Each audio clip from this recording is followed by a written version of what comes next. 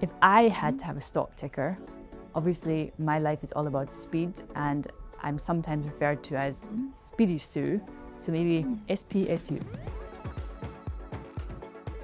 Formula One Academy in 3 words: purposeful, competitive, impactful.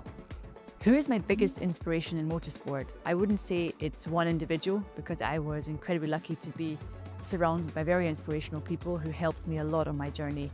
There was no clear role model that I could look up to, and obviously with F1 Academy, we want to make sure that in the future that's not the case, that the next generation have lots of role models to look up to.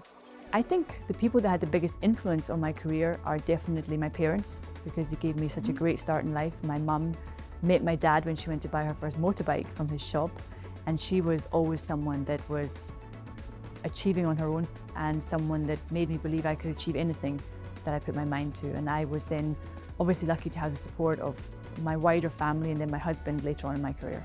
What's the biggest risk I've taken in my career? I think there's been many risks, but always calculated risks, knowing what the worst case scenario could be. In terms of risk taking as a driver, you're always aware of what the worst case scenario could be.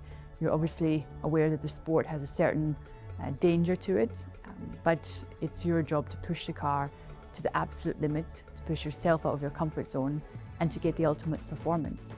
That of course translates into real life because it allows you to analyze risks. For me, understanding what was the worst case scenario in any given situation, and if I could cope with the worst case scenario, I was quite happy to put myself out there and take the risk.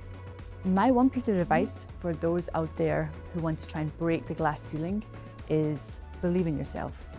Stand up when you need to be heard, and always remember that if you don't believe in yourself, you can't expect anyone else to.